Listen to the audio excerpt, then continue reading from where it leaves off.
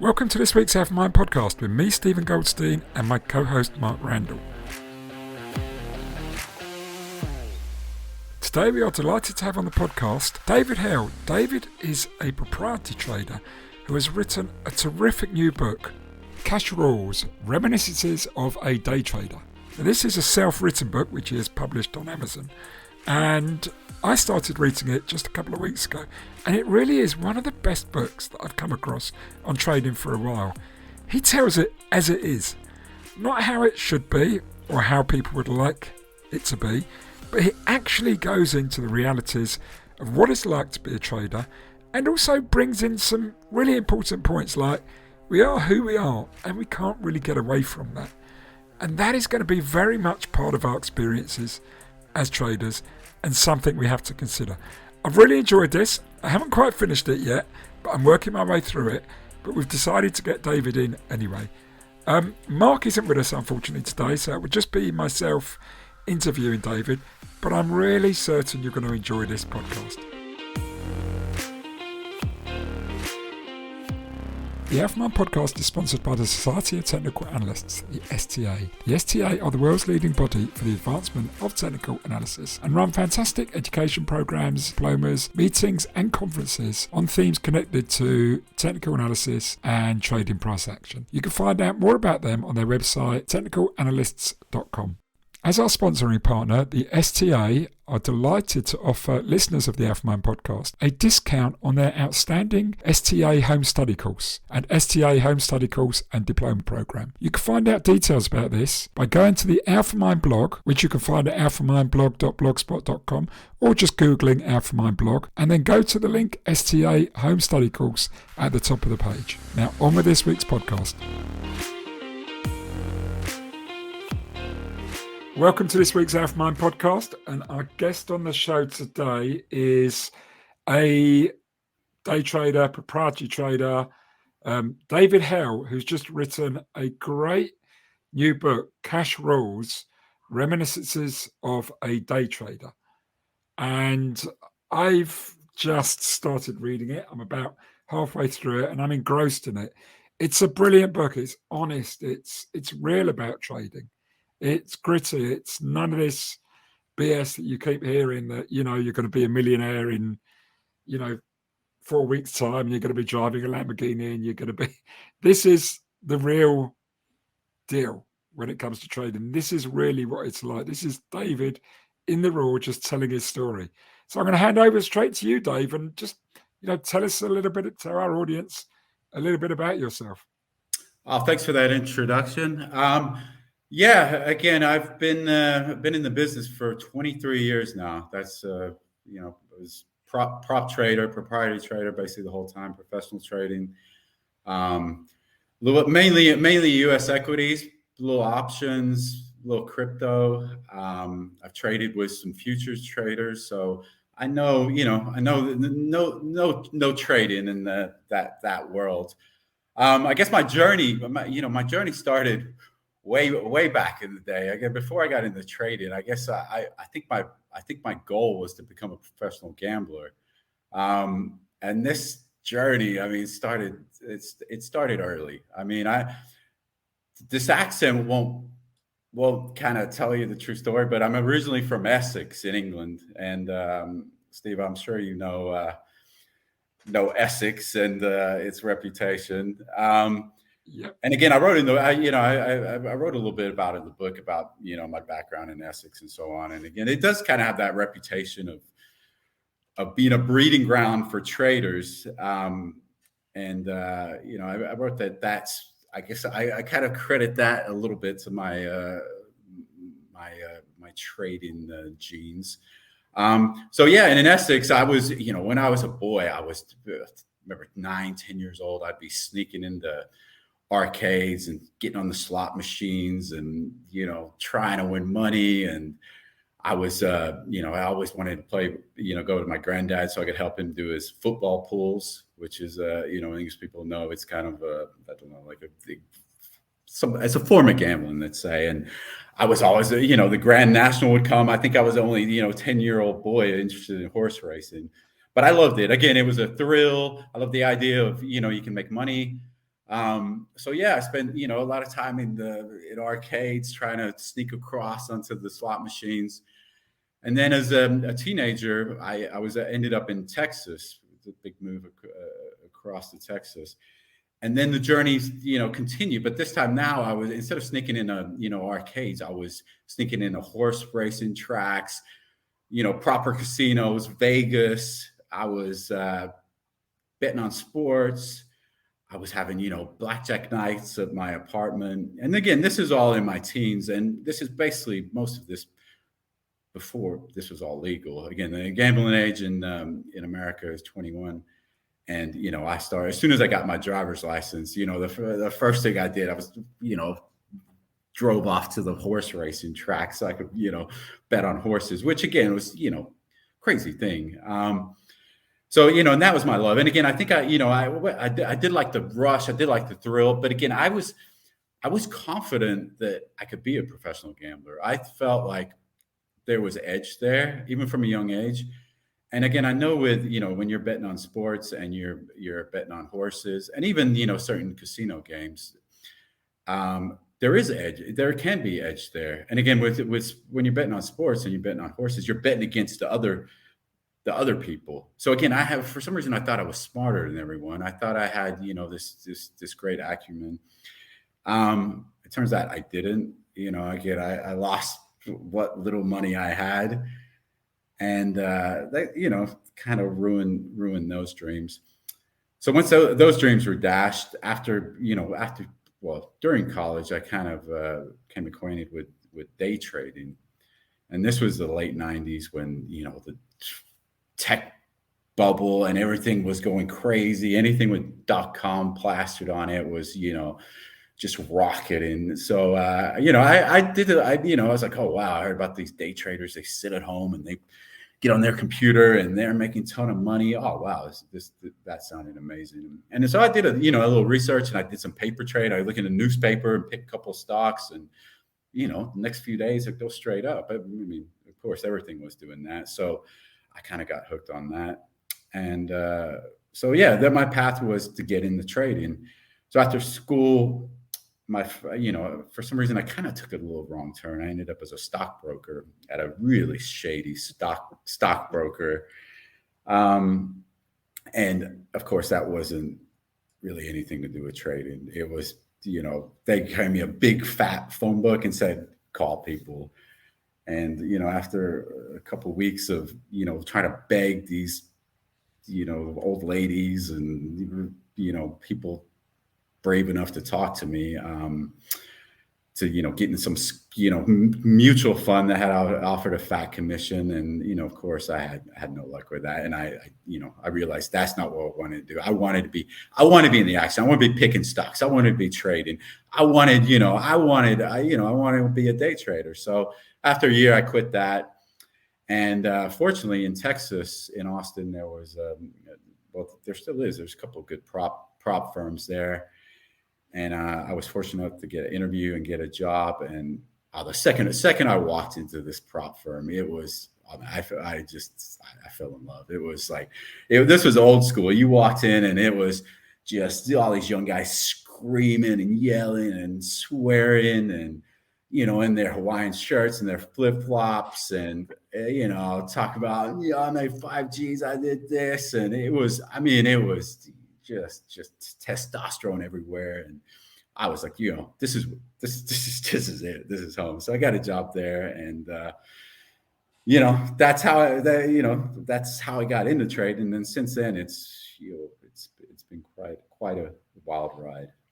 Well, that's great. And actually what you talked about there was really, I got the essence of the book and, been reading it, and I think you tell the story as it is. And there's so many notes. I made loads of notes as I went through it that I wanted to talk to you about. But you've kind of raised a point already, which is really interesting. By the way, just very quickly, have you been back to Essex yet? Yeah, no, I still go back there. I love Essex. It's real. It's again, the Essex I'm from. Again, I write about in the book. It's not. Again, some of the listeners might know that the only way is Essex, where they're all sipping champagne and it's all glamorous. not my Essex. It's real, and but it's home, and I do love it, and I still have family there, so I do Yeah, make it back. And again, yeah. I'm a big of course, being an Essex boy, I'm a big West Ham supporter. So I go back and go watch the Hammers. So Okay. yeah, So it's still a second home to me. it's been a good week for you then. Oh So yeah, it is. Been two big victories, so I'm quite happy. okay, brilliant, brilliant.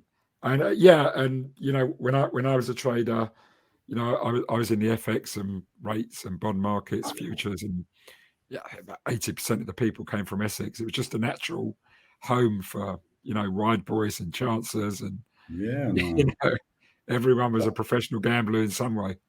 Yeah. Well, again, it still is. Again, I'm sure you know this story recently. Again, I guess that was a couple of years ago when this group of Essex traders made, I think was it close to 100? No, how much was it? I think it's 700 million, maybe. Something like Um, it was yeah, the oil trade when the oil. yeah. When that oil, when the oil went negative, this office, it was just in the middle of Essex, a group of, I think, 5 or 6 traders, and they just killed it. So again, it's still, it's still happening. I know things have changed, and it's not, you don't have these, Essex guys on the pits, and it's the battleground has changed, but these Essex guys are still out there, Yeah, still I out there. know, absolutely, and I still know quite a few of them. But it's interesting when you talked about you wanted to be a professional gambler, because that kind of sums it up. Professional gamblers, I often say, the gamblers that make a living from it are more like traders, whereas the traders who can't make a living from it are more like gamblers. Yeah, Um, exactly, you exactly. know, what they're looking for all the time, and which you really sort of nicely bring up in the book, is looking for what people would call positive expectancy or edge, something which, again, you quite rightly said it. You tip the odds in your favour. The odds are against you. You're, Hmm. you're playing against other people. Everyone's in there together, and Yeah, you're finding a way to beat them and shift the odds in your favour. Um, and like you talked about blackjack, and it's where I think we overlap a little bit, because in the book that I'll have coming out 6 months from now, um, I talk quite a bit about blackjack and that idea of odds, and the idea of odds being in the house's favour, and that the as the house, you just try and repeat that system over and over again. As a player, you the only way you can really do it is to find some sort of, you either use a card counting method or you find a glitch. yeah. No, and that's what There's a word. that's what I talk about in the book. Again, the book does overlap in gambling quite a bit. And like you said, like it is the same. When I'm trading badly, I just say I'm gambling. If there's when you go to the casino, there's two ways. Like you said, there's two ways to play. You can go to the roulette table and bet on black, and it's 100% gambling. It's all chance. But again, there are ways. There are ways to take that edge from the casino. Again, and I've heard you talk about it before. There's card counters. That's a glitch. I talk about in the book. I had some friends back in the day. There was I'm sure you remember the big poker online craze Mm. that took off. Must have been 20 years ago now, when all of a sudden everyone went online, started playing poker. And these buddies of mine who were decent poker players, they would just sit out there and just, take all everyone's money, especially, and their strategy. I don't know how, like I don't know how ethical. Well, it is ethical, but they would wait, kind of for all the bars to clear out. So closing time at the bars, you'd have all these guys come home, out of their mind, drunk, get on their computer, play some poker. And again, these were bad players before, when they were sober, and then they get drunk and they're just terrible. And then it's just handing their money over. And again, I had friends, 20-year-old guys making hundreds of thousands of dollars doing stuff like this. So again, there are ways. And, my book, I concentrate on arbitrage a lot. Again, for me, that's the holy grail of trading. But there's arbitrage, in gambling. There's ways to do it. If the spreads are big enough, you can bet through one bookie or bet through one online casino and bet, hedge your bets. So there are ways to do it. But again, I found out that, there are ways to make money in gambling, and you can be a professional gambler, and there are people out there. But for me, there's more edge in trading. And again, a big reason is just the commissions. Let's say if you're sports betting, or if you're going the horse track, or even the casinos, sports betting, you're basically paying 10% commission, at least, maybe more. I think horse racing is about 15%. So again, you're talking 10, 15% commissions. When we're trading, we're not even paying 1%. If I was paying 10% commissions in trading, it would, destroy any edge I had. So again, I think that's, one of these reasons why, I chose and people choose trading over gambling. So yeah, I mean, again, but again, I think, like gambling and trading, they do cross over a lot. And again, in gambling and in trading, ultimately, it's a battle against risk and reward, and then what's my percentage chance of winning. And in gambling, it's a lot more defined. You know how much you're risking. You know what your reward is. And again, in a lot of these games, you can your percentage chance of winning. Trade is a lot different. Again, you can control your risk. You should know what your risk is before you get in a trade. Again, whether you stick to that or whether you get slippage on your, stop order is one thing, but, calculating reward is a lot more difficult. And again, deciding what the percentage chance of this trade being successful is also a little more difficult. But, I do think there is a lot more edge in trading. And again, another big thing is the whole volatility. And again, this is what I get in the book, us traders, we make all the money when this volatility spikes. When we get volatility in the market, that's when we go to work. And in gambling, you don't really have this phenomenon. You don't have volatility. So again, that's without volatility. Again, I don't think trading, there's too much edge in it. If you've got a dead market and you're just grinding out, no, that's hard work too. But, when you have these big spikes in volatility, that's when you can really profit. Yeah, and the last couple of years have given us plenty there, and some incredible volatility, and in certain markets, especially stocks after COVID, and then energy throughout the last sort of year and a half. Yeah, no, it's been wild. And again, I tell a lot of these new traders, they're like, even recently, like, oh, it's getting so dead. There's nothing going on this market. It's like, just you didn't go through what we went through from like basically 2009 to 2020. You want to see when market's dead. You haven't seen anything yet, because we have been spoiled. It's been a good.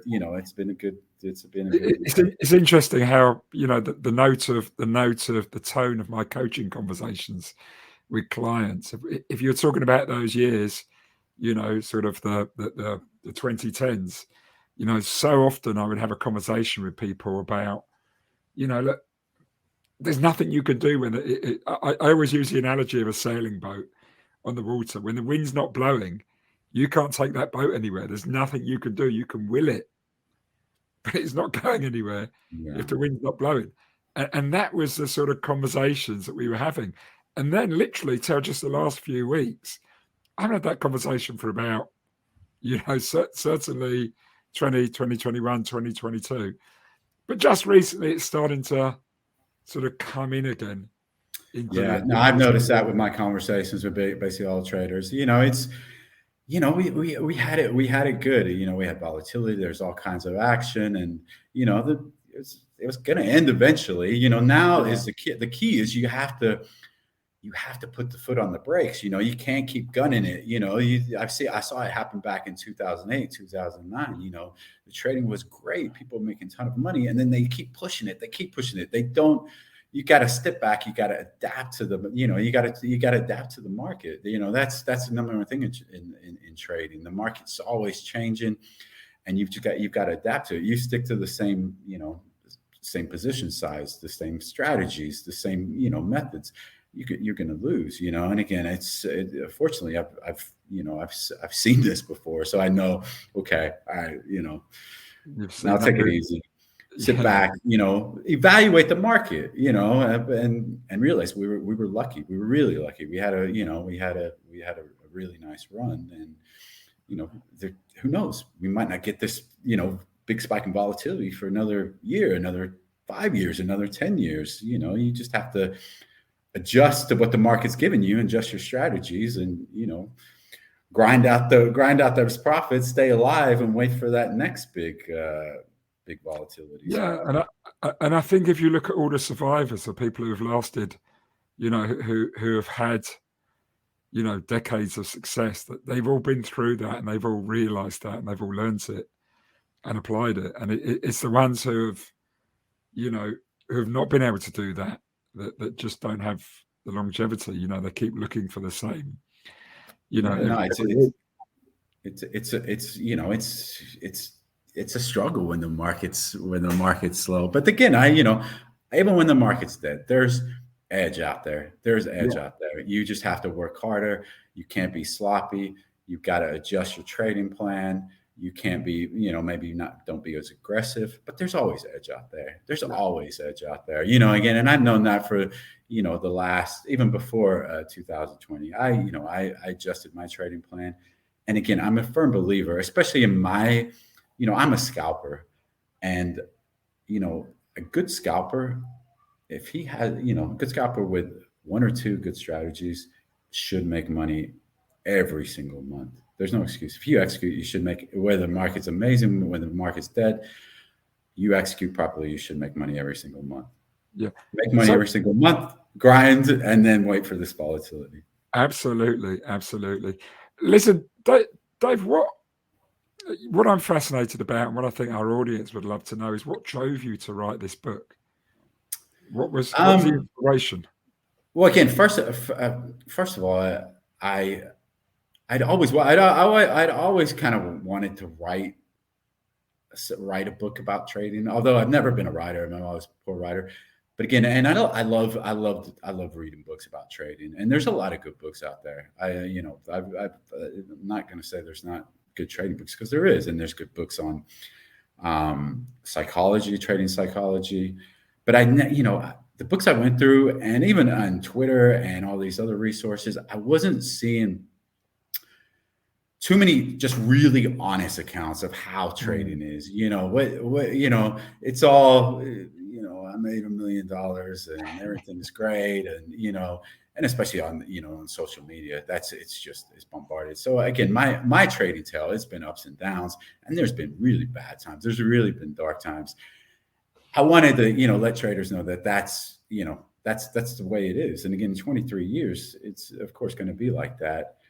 And another thing, I wanted to also share share the methods that I've used that have made me all my profits over the last 23 years, and that have made basically every single trader I have known their profits. And again, I've traded in multiple offices. I've traded with future traders. I've traded with stock traders, and I've been lucky enough to be surrounded by some amazing traders.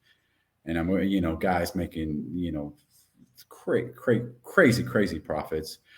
And again, our methods, there were, I didn't see anything. And again, in the book, I call it glitch trading. mm. So I wanted to reveal that. And again, another reason I wrote the book is I had a lot of spare time. And before 2020, I had a couple of strategies, and like I just said, I was grinding out profits, enough to live off. It was I wasn't. We're not talking 6-7 figures monthly, but I was getting by. But Yeah. again, these strategies are really niche strategies. So and they're only pre-market, and they're only for an hour before pre-market, and they're only 4 days a week, and sometimes there's 3 days a week. So I was really working, 3 hours a week. So I had all this, I had a lot of spare time, and so seemed like a good, good thing to do with all this spare time. And again, I thought it could also help my trading. Trading is just it's hard work. It's technical. There's no creativity in trading. So it was a good little, it was a good little breather. Do something creative, write a book. So yeah, and I started this 5 years ago, and when I first started writing, it was, like I said, I was grinding out. It was hard work. And again, the ending of the book was basically going to be, am I going to survive in this brutal market? This old dinosaur just scalping, playing this, glorified video game. What's going to happen to him? And then, about halfway through the book, COVID in 2020 happened, and bang, the market exploded. My profits spiked. And again, I kept busy. I was trading all the time, so I wasn't writing. So it was a good excuse not to write. But the ending of the book changed. I guess maybe the tone of the book changed, and it's, I guess, a happier ending, let's say. Although again, like I don't like to say, I had too happy. It was COVID. It was a global pandemic that caused all this mess. But as traders, that's what we feast off. Unfortunately, is usually other people's misery. But it is an unfortunate aspect, isn't it? That sort of global pandemics, wars. It's true though, isn't it? I mean, it is. I mean, again, the best trading, when I go through the best trading, it was when I first started 9/11. And then we had, 2008, the financial crisis. And then, the Euro meltdown. Then we had, of course, COVID. And then we had the Ukrainian war. It's never, it's typically not, nice, pleasant event that, causes a spike in our profits. But that's the way we are. Like I said, we're kind of the funeral owners of the world, or ambulance chasers, you might say. Yeah. But I mean, in a way, it's it is that crazy volatility that happens, and when that volatility happens, the liquidity in the market just sort of dries up, and then the prop traders come in and fill that void and add loads of liquidity to the market, so the market can continue, and it gives you a chance to profit from that. Yeah, I mean, again, like I said in the book, I mean, volatility is, it's our trader's best friend. I think, I probably, over the last 23 years, I probably made 95% of my profits in maybe a 3-year span. So, again, so the other 20 years, I've, just barely been surviving. But that's the way it goes. Well, that's a really important point, though, isn't it? Because if you read all the glossy adverts and the crap that's on social media, it's like, wow, I'm going to become a trader, I'm going to make millions, and I'm going to retire by the time I'm 22, and I'm going to have my Lamborghini parked outside, and that's what they sell. And in a way, it needs a book like this to say, well, that's not the dream, and a lot of the time it's damn hard work, and so few people actually, we get to know a lot of people that succeed, but when you actually start digging down into the number of people that actually started it's a fraction. Yeah. Most people come, they burn through. They could have been good traders. They never had the time. They never had maybe enough money. They didn't last long enough to learn the game. They maybe started at the wrong time. If someone started prop trading in probably 2014 and tried for 5 years, and they're probably thinking, this is not worth it. I'm not making it. No, there's a lot of luck that goes into it. Again, I saw back in 2008, you had guys start, right before, the global financial crisis. And these guys were, they weren't good traders, or they never even had a profitable month. And then all of a sudden and they're instant millionaires. If they started, a couple of years after, a couple of years before, they wouldn't even been around. And then you had other guys in 2008, right before, who, months before everything got crazy, blew out their accounts. And, if they could have just held on for another month or two, they would have been millionaires. It is. It's a cruel world.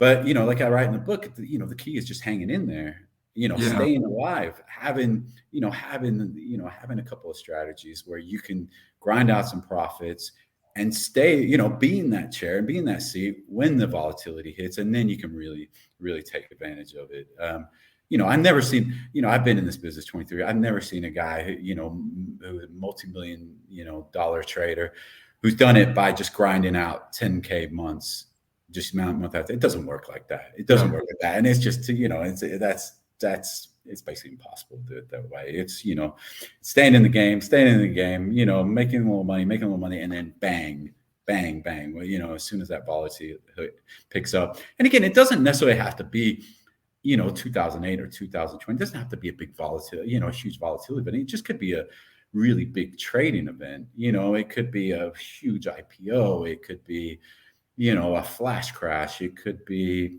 it could be just an individual event. But again, you have to be there to take advantage of it. So, again, that's what I tell traders: stay in the game, stay in the game. This is it's all about attrition. That's great advice. I mean, you're talking about reminiscences of a day trader, and we've heard a title like that somewhere before. I can't think of it.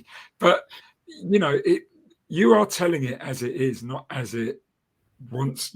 As it this survive. You're going to have loads of bad times along the way. You're going to have some real crap happen to you.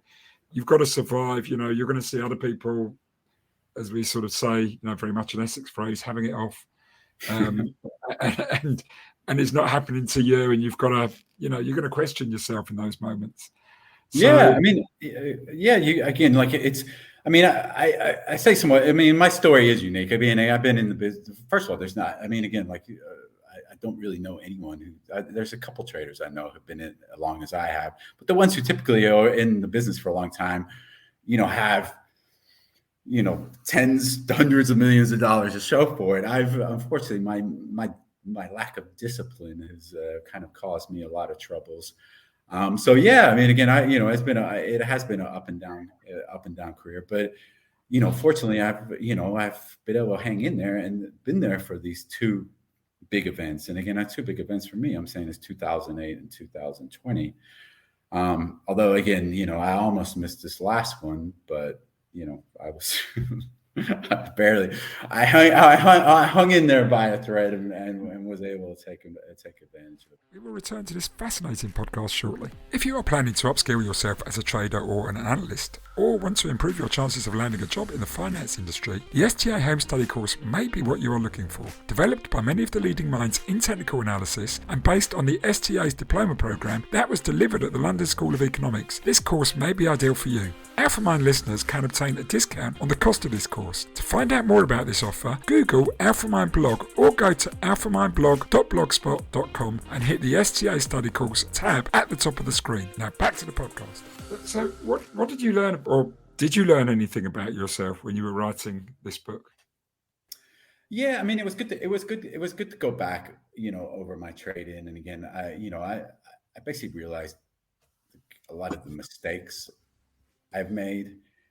And again, I think a lot of these, and again, I'm writing a book about trading, and I firmly believe I know how I can tell people how you make money in this business, again, and what kind of strategies and what to look for, and exactly what to do. But again, I did not really follow my own rules, and that's what kind of got me in in this bad state. And a big part of that was just being stubborn. Again, I was fortunate enough to be handed some amazing strategies, these glitch strategies, strategies with so much edge. And a lot of times I was stubborn. I didn't take advantage of it. Instead of, I don't want to do this, I'll do my own strategies. I don't like this strategy. Again, the easy way to do it in the business, the best way to do it is, find the best strategy, the best, strategy with the most edge, and execute it. It doesn't matter if it's not your strategy. It doesn't matter if it's not my style. It's not that. No, if I knew tons of traders making millions of dollars using a certain strategy. And I said, no, I feel like I'll do my own thing. And again, if I'd done that back in 2008, I wouldn't have gotten the troubles that I got into. That's stubbornness. It's stubbornness. And Is again, that the contrarian in you though? Because you talk about that. yeah, it is. Again, like I like to do things my own way. I am a stubborn. Again, in anything, I think that gets me in trouble. But again, the easy, what I've learned in trading, the easy way to do it is, share ideas, find the best strategies, and again, usually the way to do that is find what the best traders who are making a ton of money are doing, and not steal that, but just, take advantage of that information. I was lucky enough. I traded in some firms and some trading floors around some amazing traders. And my brother's he's a professional trader. He's been in the game for almost 20 years. And again, anytime he comes across strategy, he's always kind enough to pass it to me. But again, throughout my career, I've been stubborn and not taking advantage of that. And again, that was the big thing when I was going over my kind of trading career that I regretted. And like I said, when I read the book, I feel like it's a good blueprint for any traders. And again, I hope it can help traders. But again, I didn't follow my own rules, and that was a big thing. Again, it's like I said, a lot of that's just stubbornness and just being undisciplined. Yeah, and yet here you are. I'm here, yeah, barely, yeah. Like again, you haven't got the second half of the book. I mean, again, that's when things really got crazy. But yeah, I'm here. I've hung in there, and again, a lot of that has just been survival. It's been a rough journey, but it's. Are you able to share some of those sort of because I'm recommending people based on at least what I've read so far, and I should imagine it only gets better, that this is a great book to read.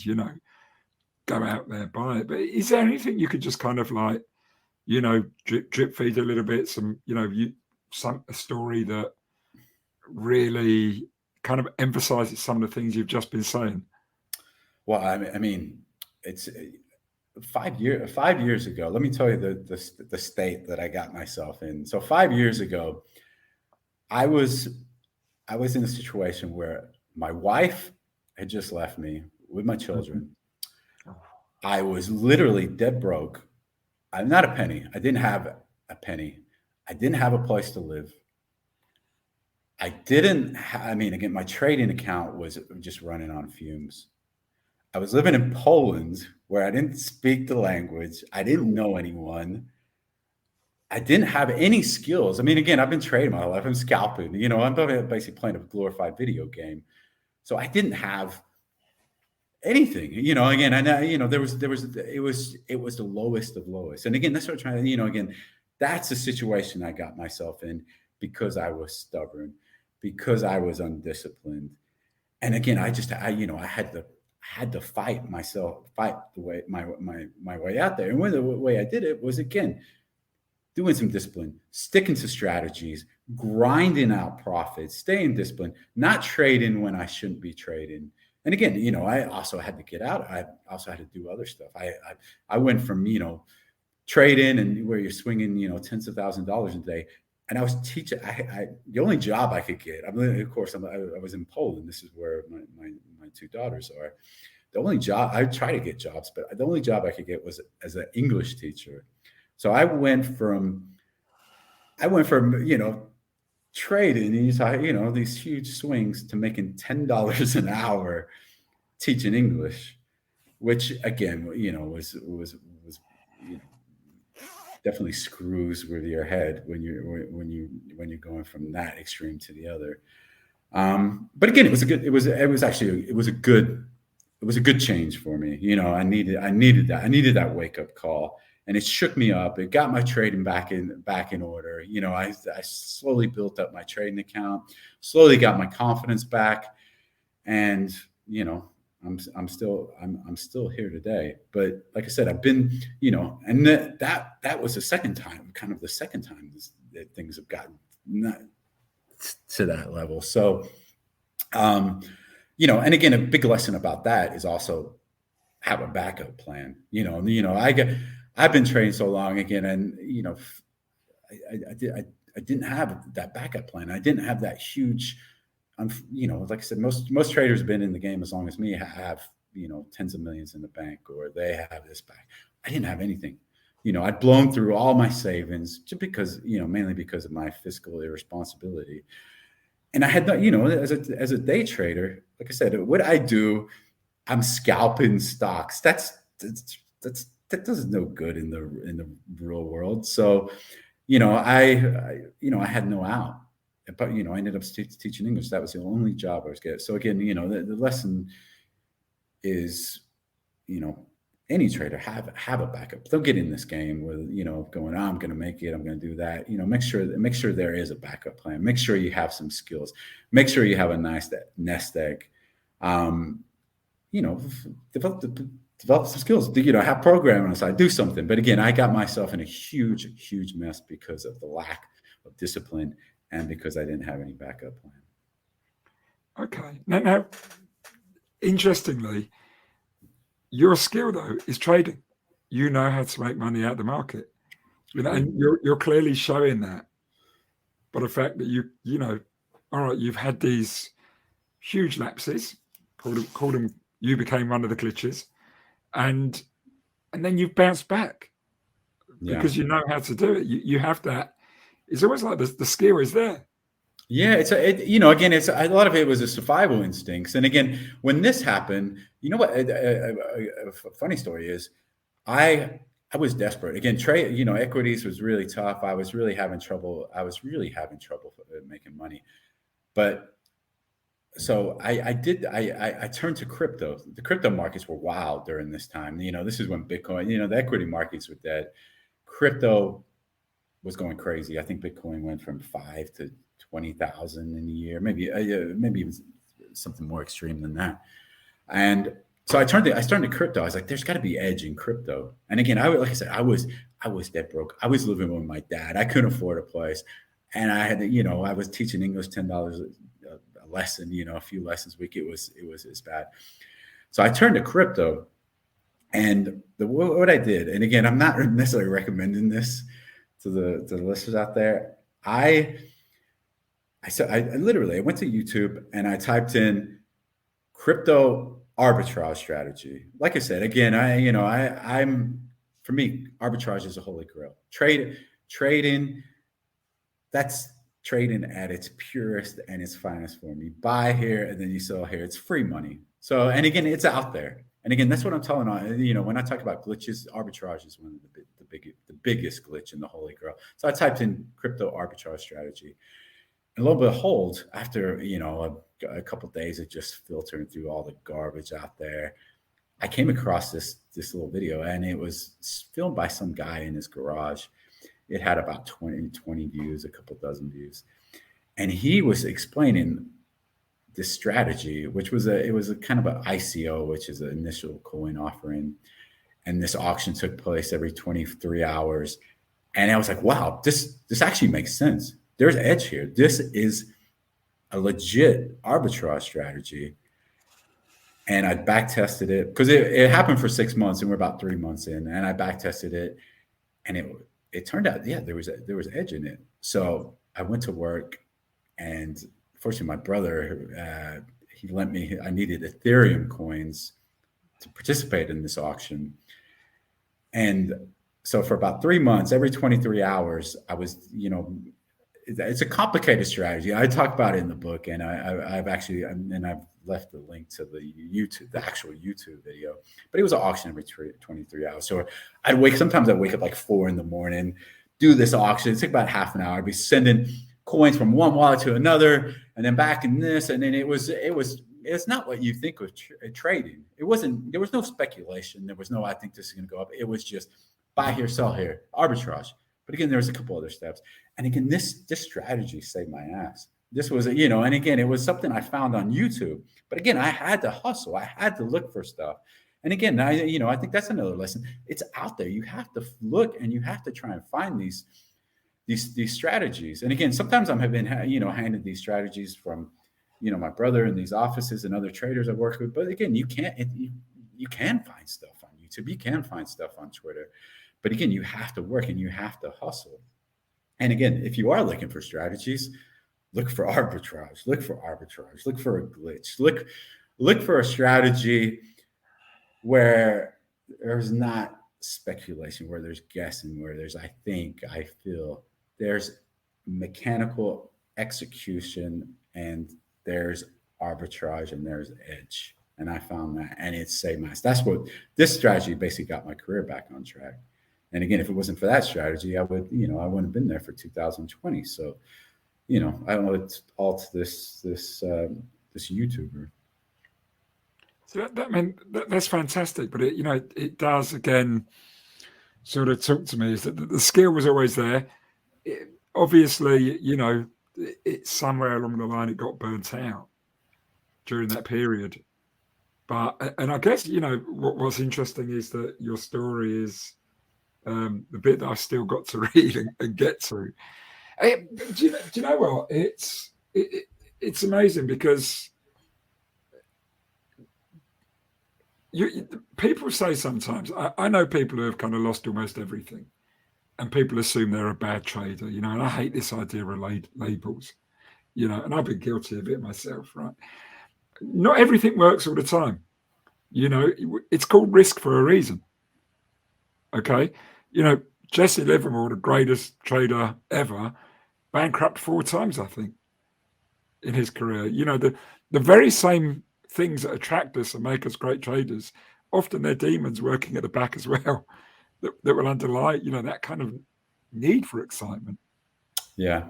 Well, again, I think, unfortunately, again, with Jesse Livermore and myself, I think there's certain traders like us that kind of, are in it. Unfortunately, we want that thrill. I do know that, the successful traders I know have been in the business for 10, 15, 20 years. Most of them aren't like me. Most of them have, stable lives, and they stay in the same place, and they live, nice lifestyles and have big fat bank accounts. That's the way it works. But again, unfortunately, I'm wired a little different. Jesse Livermore was wired a little different. I think my brother's wired a little different. But that's the way it is. Yeah, and there's a lot of traders out there. We scrap, we fight, and again, trading is kind of like a battle, and you get wounded, you lose some bouts, but you got to get up and you got to keep fighting, and you got to forget about those losses. That's a great thing. And again, the great thing is you always know that there's going to be good times ahead. You just have to stay. You have to be that fighter. You can't get knocked down. You can get days, but get up and keep fighting, and then sooner or later those good times will come. But it is like boxing, and actually there was a lot of boxers came from Essex, as we know. Yeah, no. But again, I know one of my friends used a good analogy. Boxing, it is like boxing. When these fighters, they're in there and they're getting beat up and they're getting punched, and they hit that certain stage where they're just on the cusp of getting knocked out. And there's that split second where they really have to, they either bang, you're gone, or you get your senses and you go back fighting and you stay in the fight. Once you kind of let that, you hit that point and you kind of, you surrender and you go down, you're done. That boxer's knocked out. The round's over, the fight's over. And the same with trading.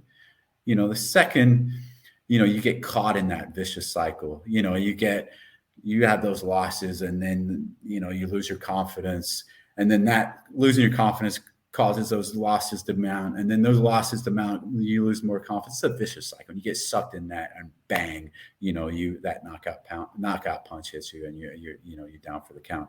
And there's no getting up. There's no getting up. Fortunately, have you improved in regard to that, with regard to those aspects?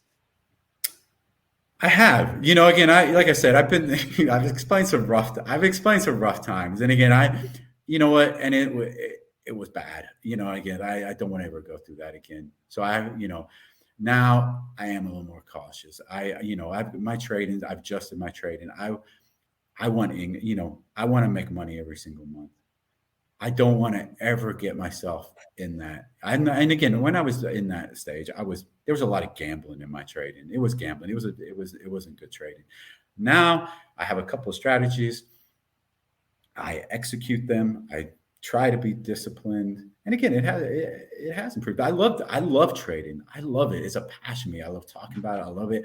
And again, sadly, I don't think I can do anything else. You know, I tried that. You know, teaching English for $10. You know, I'm not going to really be able to survive on that. So, you know, by necessity, almost, I have to stay in this game. But I do. You know, it's not because I don't love it. I do love it. But yeah, it has. You know, you are. You know, I do have some wounds, and I don't want to go back there. I do not want to go back there. Do you remember what took you down those paths? I mean, if you don't want to go there, don't talk about it. But I just feel that might be, you know, people will probably resonate with that. I think most traders at some point resonate with that.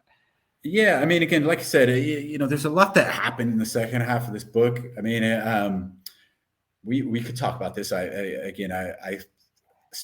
had my own prop firm here in Poland, so I started a prop firm here. And I mean, this is pretty crazy. So I started this prop firm when I was basically, I didn't have any money.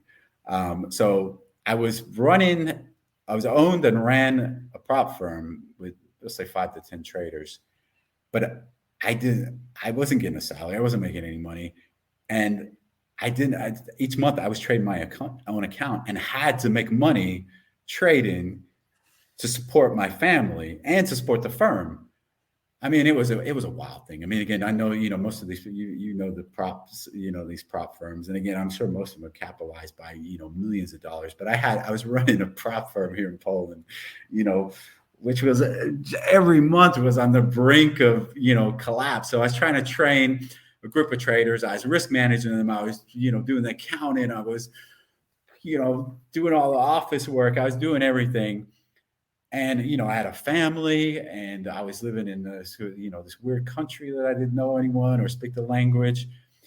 And the market was brutal. It was brutal. It was so tough. So I was running this firm, teaching these traders and trading my own account. And again, I kept, you know, I did enjoy it. You know, I had some good times, and I was fortunate to be surrounded by some good traders. Unfortunately, we timed it bad. You know, again, it was a brutal time for the market. So, you know, after about 3 years, the firm kind of petered out.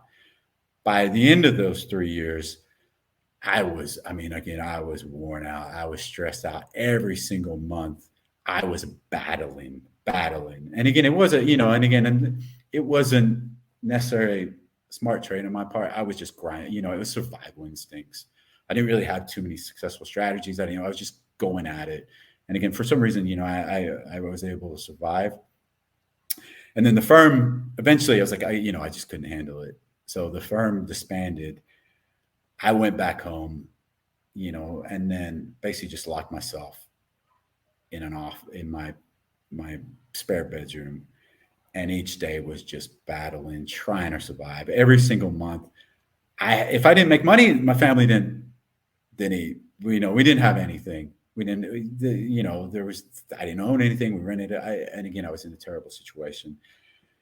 And, you know, I think in a way I got addicted to the rush of that type of survival again. And then I equate it to, you know, my old gambling days. When I used to go to a casino back in the day when I was a kid or, you know, a teenager or my youngs, it was fun. It was a buzz. It was a buzz because I didn't have that much money. And if I won, it was like, oh, wow, now, you know, I got some money. Now I can go do something fun, or, you know, I can do it.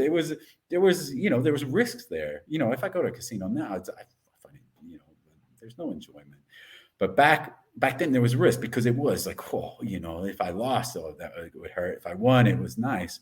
And that's what I think my trading got like that. And sadly, I was ashamed of myself because I did have a family, but it was a battle. And again, you know, you get addicted to that rush. And you talk about a rush. If you're every single month, you're going at this game where, you know,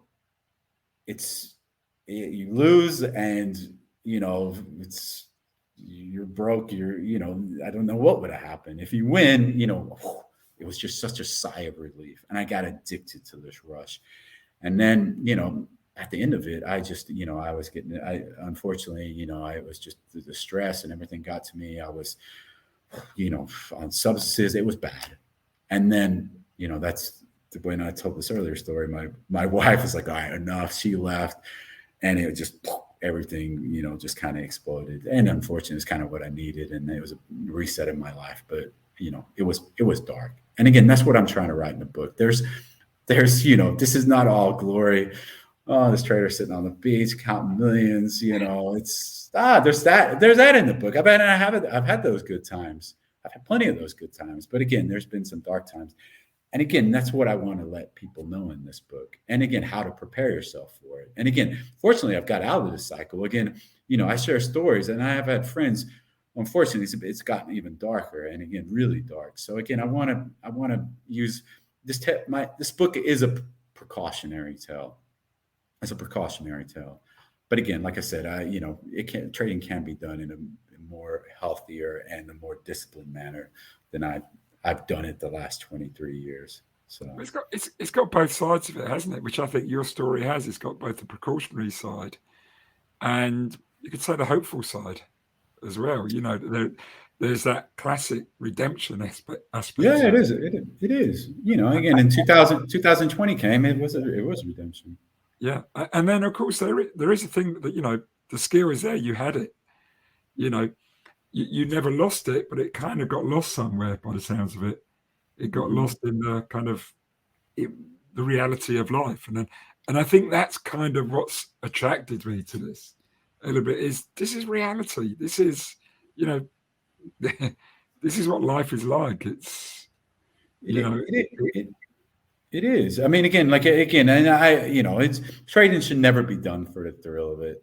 Again, same with, that's not, and I write about that. Gambling can be done for the thrill. People can go to casino.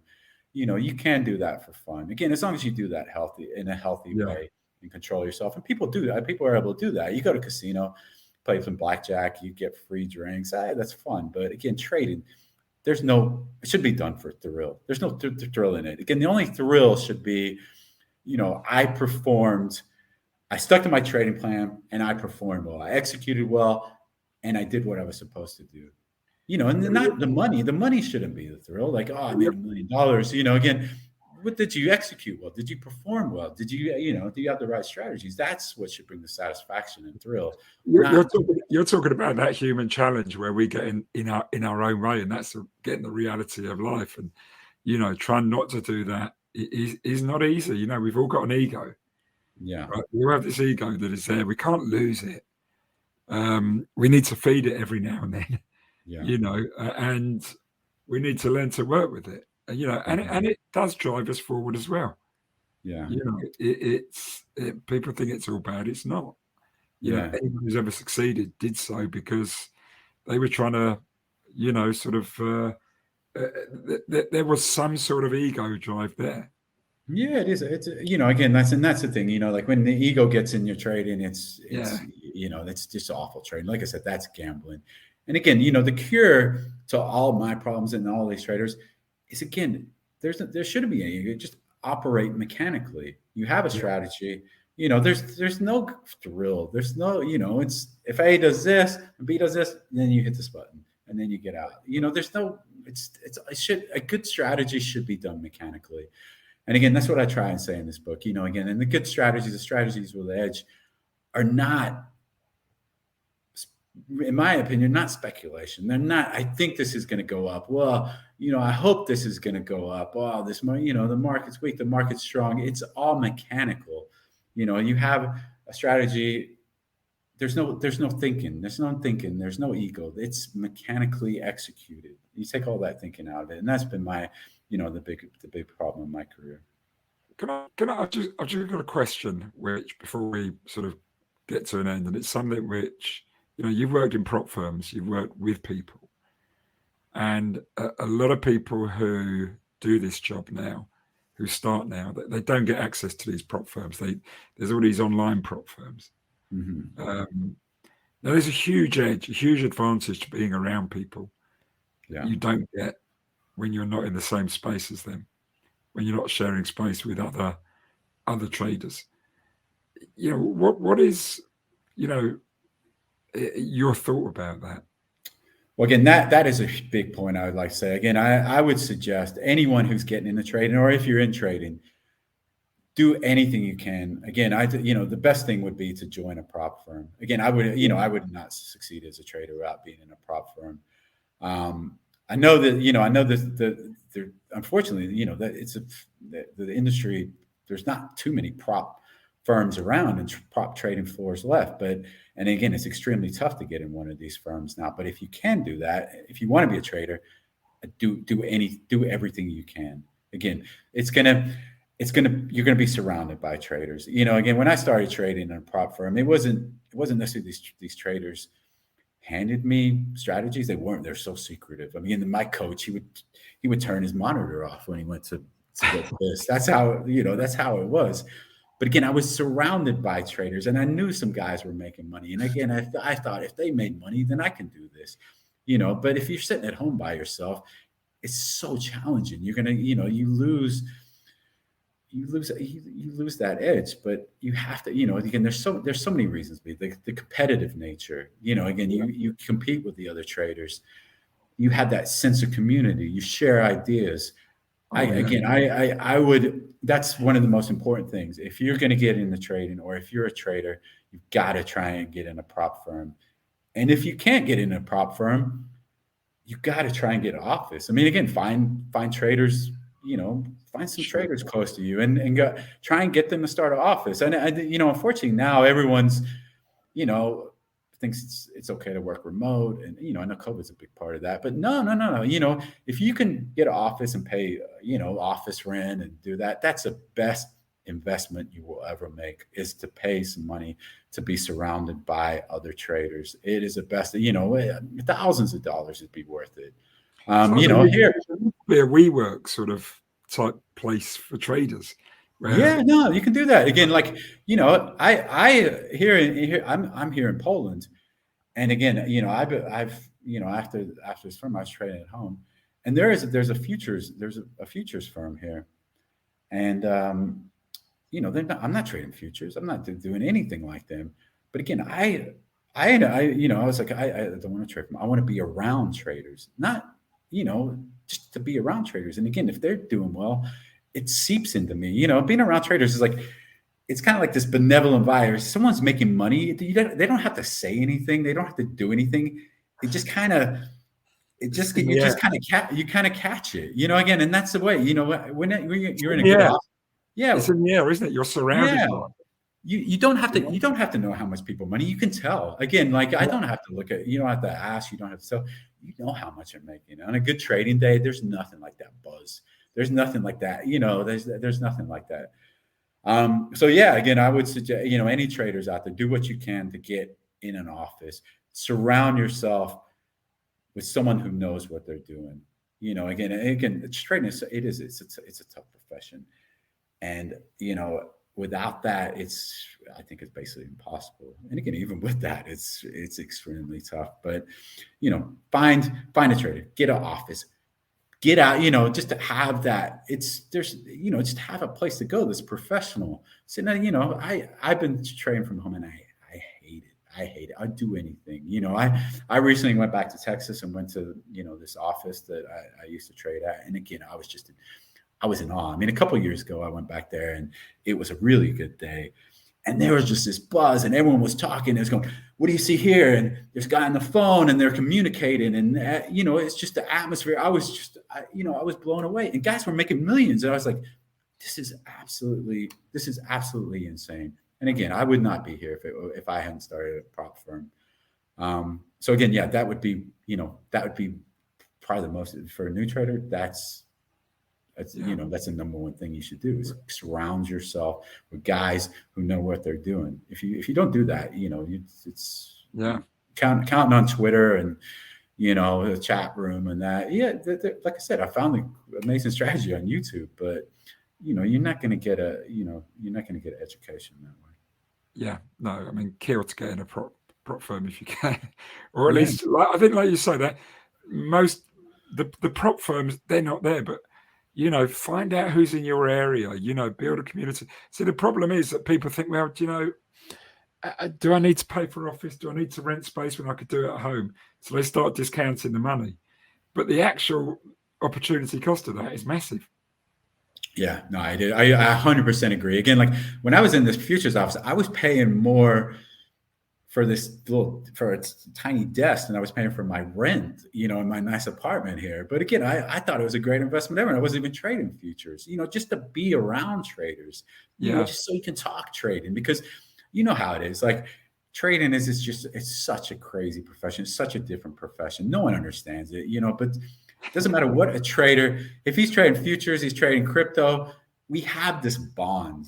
We have this bond, and we know how bad, you know how bad it is. You know what it feels like after a terrible day. You know how it feels after, you get in one of those nasty trades that you shouldn't have been in, or you cut that loser too soon, or you revenge trade. There's only, you can, like you could say, you talk to your wife or girlfriend or friend and tell them about that. They have no idea what it's like, what it feels like. The only people understand are other traders. So it's, it's therapeutic to talk to traders. But again, there's also great things that come off it. Like I said, I've seen traders that have never, made a penny, awful traders, all of a sudden turn into instant millionaires because they were lucky enough to be in a certain office and be surrounded by a certain trader or traders. And it makes all the difference. And again, it's, yeah, don't do anything you can. But like I said, it's unfortunate the opportunities aren't necessarily there, but you can start an office, you know, do it your own way. absolutely. Listen, I can hear in your voice and the way you move. People can't see it, but it's in your bones. It really is. It is. I love it. I mean, again, like I said, it is a passion. I love, I could sit here all day talk about trading. And again, as soon as I leave this, I'm going to go meet traders and we're going to talk trading. And that's what you do. That's why I want to write the book, because I love trading. And like I said, I think, I've been in the business long enough that there's some lessons that I think, I can tell. And again, there's a lot of stuff, these prop firms, they're very secretive. And again, the idea of the book isn't, I'm not trying to spill all the beans and share all this, but again, I want people to know what these guys are, the methods. The book isn't about do this and you make $1 million. It's like, no, this is how the guys in these prop firms, these guys are making tens of millions. This is how they're looking at the markets. These are the type of strategies they're using. And again, they're not looking at, yes, they're using technical analysis. That is part of the equation. But again, most of the most successful strategies I've seen don't really involve technical analysis, don't involve fundamental analysis. This is a totally different way these guys look at trading. It's not, fancy technical patterns and this. It's what like I said, what I call glitches. It's inefficiencies, it's arbitrage. It's, when the market breaks, when volatility goes away. It's not, the average trader has no clue what they do. So yeah, either get in one of those offices, or again, like I said, I think help, read the book. It will give you a little overview, a little idea of what's going on in these offices, because it's not what you're seeing on Twitter or YouTube. These guys, they're doing different things. And again, there's a reason they're not sharing these ideas. There is a reason, because these, they're not stupid. They don't want to crowd out these trades. Listen, are you familiar with the phrase, the map is not the terrain? I am, yes. Yeah. So listen, I've always been a technical person. I've always been fundamental. But much as I always was led by that, at the end of the day, those were the map. That was the map. The terrain was you sitting there watching the price, watching the market every day, seeing how it reacts to data, to news, to what people think. The sentiment is the terrain.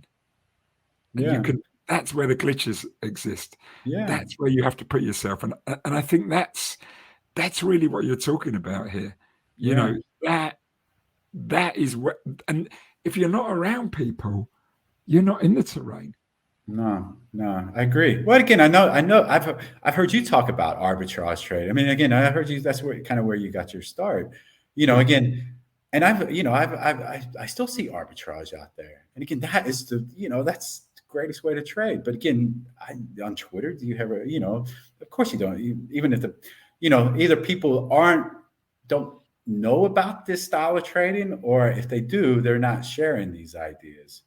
But again, that's what that's the golden, that's golden trading is arbitrage. But you don't hear it mentioned anywhere.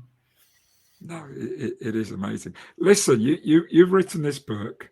You're giving it away on Kindle for nothing, so you're not. Well, yeah, it was. I think they ended that promotion, but my goal, like I said, my goal is I know how it goes. I'm not trying to make money. I want to share. I want to share, and I want to get involved. I want people to be talking about different methods and different approaches to trading. So that's my goal.